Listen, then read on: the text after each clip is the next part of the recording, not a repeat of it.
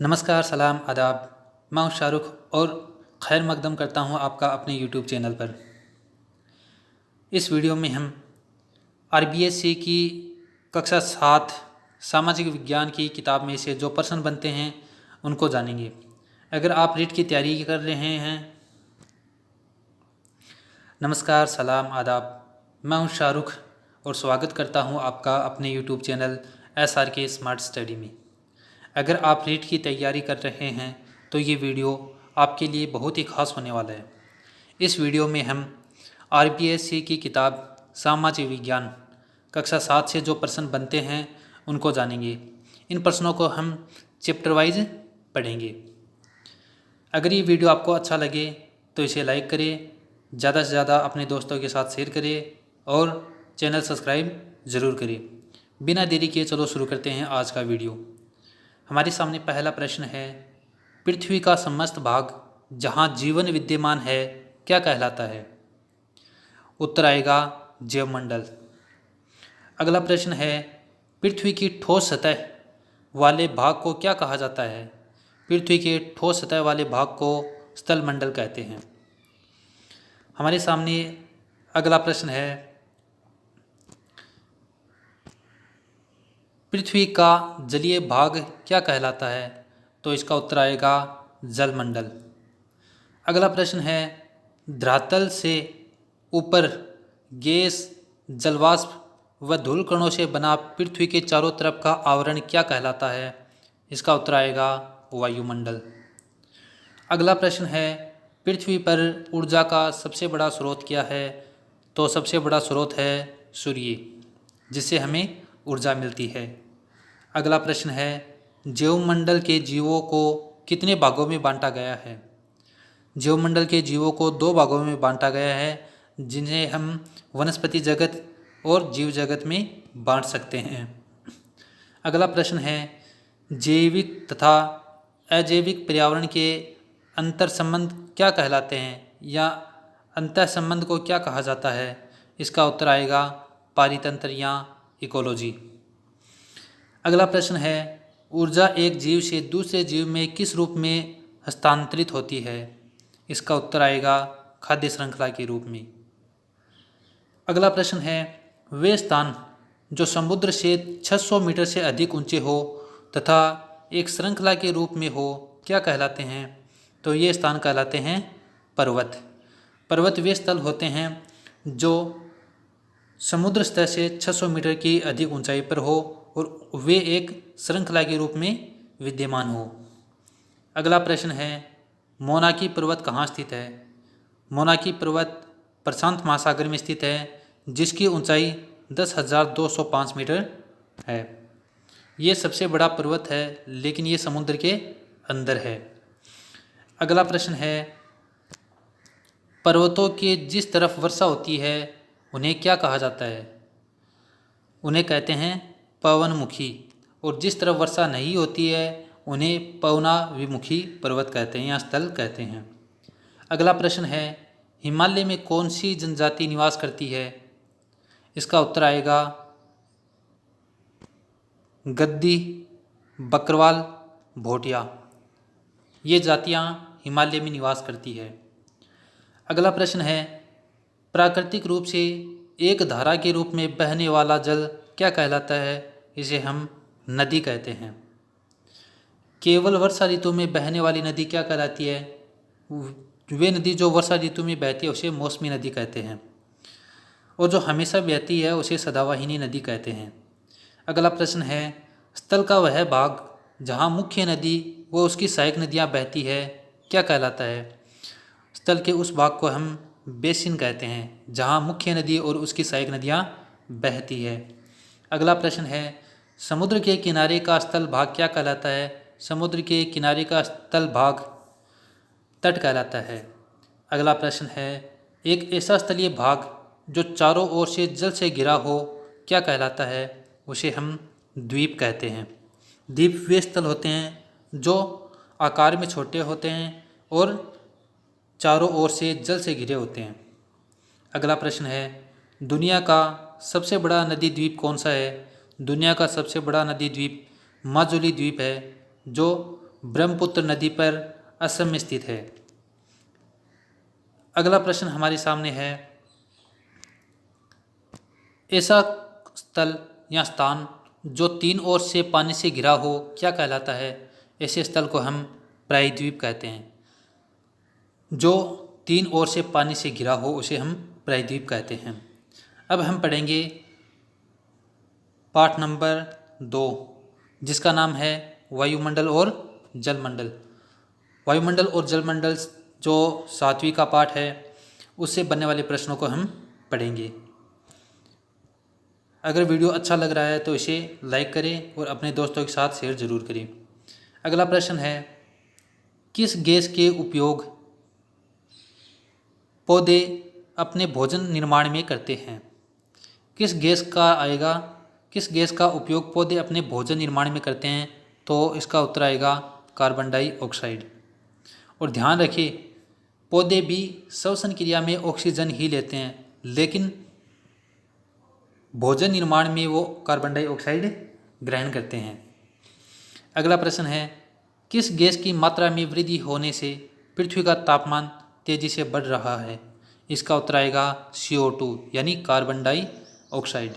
अगला प्रश्न है, पृथ्वी के तापमान में हो रही वृद्धि से कौन सी समस्या उत्पन्न हुई है? तो इसे हम भूमंडलीय तापन कह सकते हैं, ग्लोबल वार्मिंग कह सकते हैं।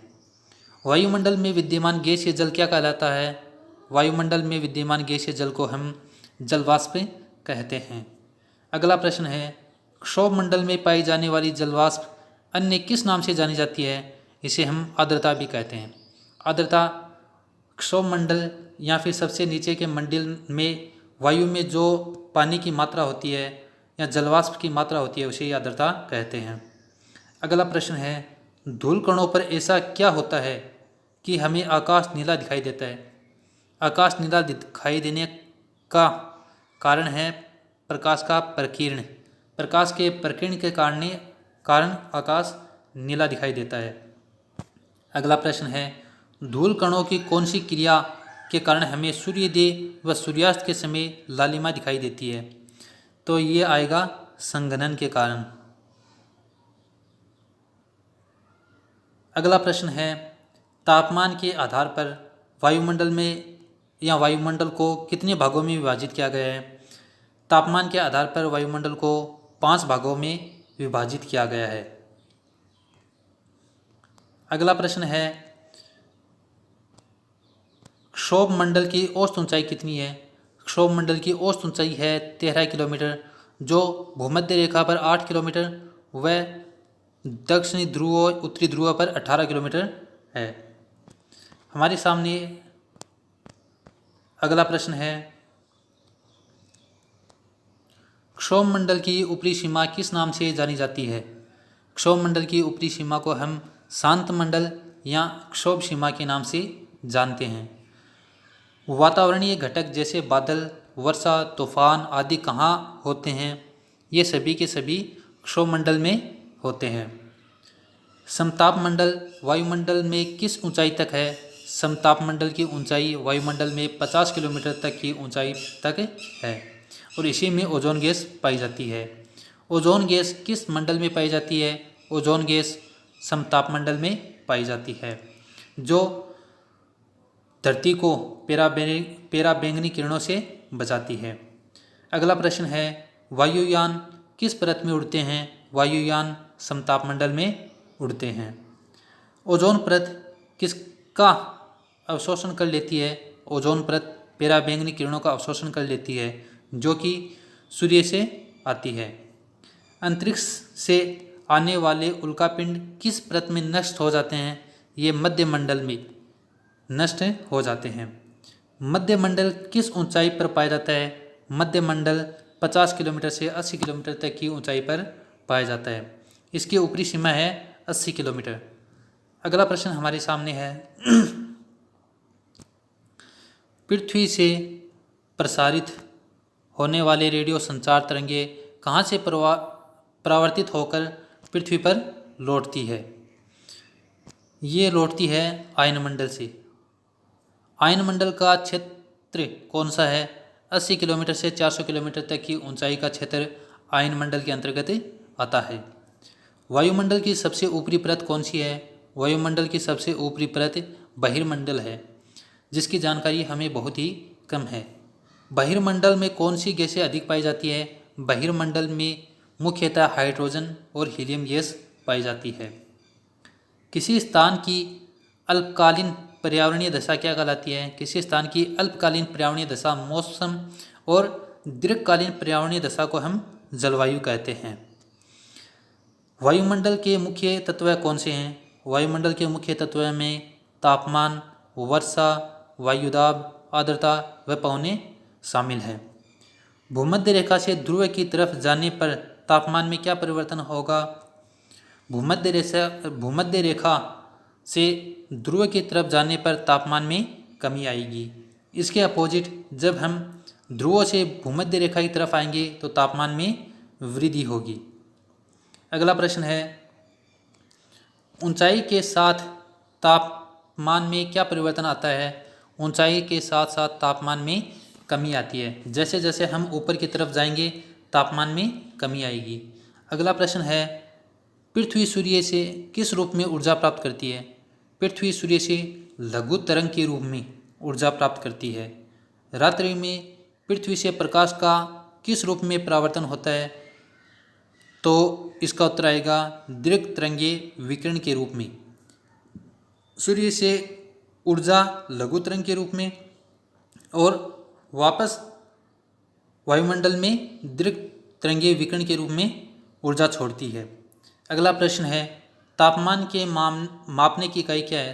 तापमान को हम फ़ारेनहाइट व सेंटीग्रेड में मापते हैं।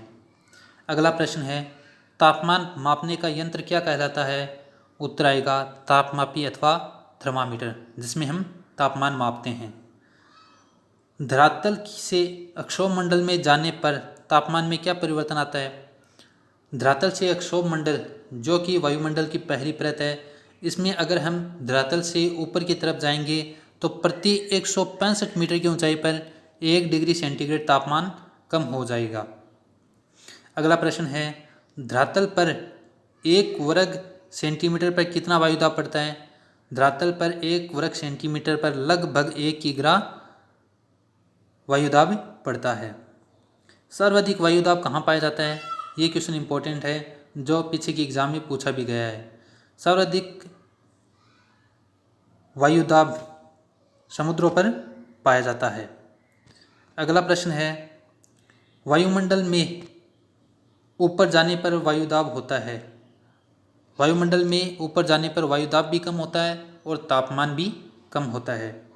वायुमंडल को मापने की इकाई क्या कहलाती है? वायुमंडल को मापने की इकाई मिलीबार है। इसी तरह अगला प्रश्न है, वायुदाब मापने का यंत्र क्या कहलाता है? वायुदाब मापने का यंत्र बैरोमीटर या वायुदाब मापी कहलाता है। वायु की दिशा बताने वाले यंत्र को क्या कहते हैं, या वायु की दिशा बताने वाला यंत्र क्या कहलाता है? इसे हम वायु दिक्सूचक यंत्र या एनीमोमीटर के नाम से भी जानते हैं। पर्वतों से आने वाली पवनें क्या कहलाती है? तो इसे हम पर्वतीय समीर या पर्वतीय पवन कहते हैं। घाटी से आने वाली पवन घाटी समीर कहलाती है। उच्च वायुदाब से निम्न वायुदाब की ओर बहने वाली वायु क्या कहलाती है? पवन। एक खास बात ध्यान रखें, पवन हमेशा या वायु हमेशा उच्च वायुदाब से निम्न वायुदाब की तरफ चलती है। पवनें कितने प्रकार की होती है? पवनें मुख्यतः 3 प्रकार की होती है, जिसे हम स्थायी है, सामयिक या मौसमी है, या फिर स्थानीय रूप में जानते हैं। वर्ष भर लगभग एक ही दिशा में बहने वाली पवन क्या कहलाती है? ये पवनें स्थायी होती है, जो वर्ष भर एक ही दिशा में बहती है। स्थायी पवनें कितने प्रकार की होती है? स्थायी पवन भी 3 प्रकार की होती है, जिसे हम व्यापारिक पवन, पछुआ पवन या ध्रुवीय पवन में बांट सकते हैं। अगला प्रश्न हमारे सामने है, वे पवनें जो ऋतु अथवा मौसम के अनुसार अपनी दिशा परिवर्तित करती रहती है क्या कहलाती है? तो इसे हम मौसम के अनुसार दिशा परिवर्तन करने वाली पवनों को सामयिक पवन या फिर मौसमी पवन कहते हैं। किसी छोटे क्षेत्र में वर्ष या दिन के विशेष समय में चलने वाली पवन क्या कहलाती है? यह होती है स्थानीय पवन। किसी स्थान विशेष पर और छोटे समय, दिन या वर्ष के किसी विशेष समय में चलने वाली पवनों को हम स्थानीय पवन कहते हैं। रॉकी पर्वत के क्षेत्र में चलने वाली स्थानीय पवन किस नाम से जानी जाती है? रॉकी पर्वत में चलने वाली स्थानीय पवन चिनूक कहलाती है और ये रॉकी पर्वत है यूएसए में।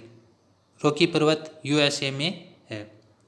यूरोप में चलने वाली स्थानीय पवन किस नाम से जानी जाती है? यूरोप में कई पवनें चलती हैं जिनमें दो महत्वपूर्ण हैं। एक का नाम है फोहन और दूसरे का नाम है मिस्ट्रल।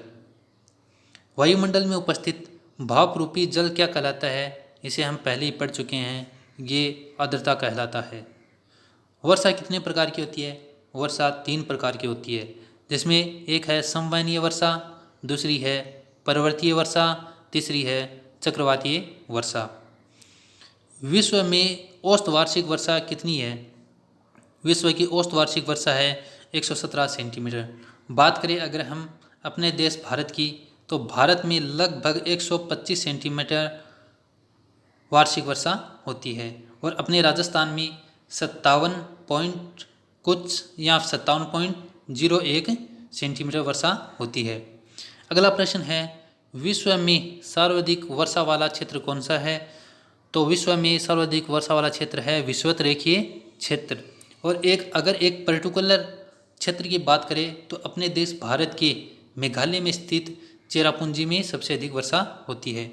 विषुवत-रेखीय क्षेत्र में लगभग 200 सेंटीमीटर वर्षा पर ईयर होती है। अगला प्रश्न है, समुद्रों के तटीय क्षेत्रों में जलवायु कैसी होती है? तो यहाँ की जलवायु सम रहती है, यानी यहाँ न तो अधिक सर्दी होती है और न ही अधिक गर्मी होती है। अगला प्रश्न है, निम्न वायुदाब का केंद्र जिसके चारों ओर बाहर की ओर उच्च वायुदाब हो क्या कहलाता है? इसे हम चक्रवात कहते हैं।